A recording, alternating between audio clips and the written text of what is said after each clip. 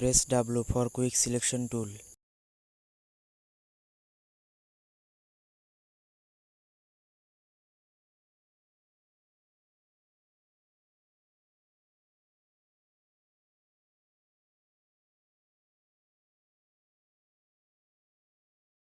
Press and hold Shift for plus selection area.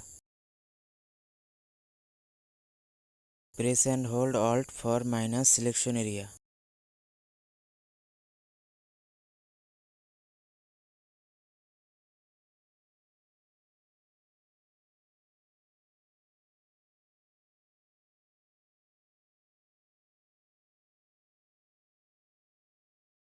Press Ctrl Alt D or Shift 6 for feather.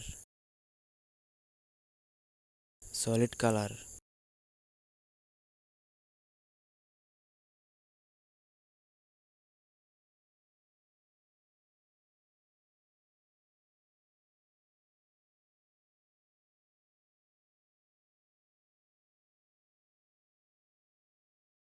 If you like this tutorial, please subscribe my channel Tech Creator Joy and hit the bell button to watch my new tutorial.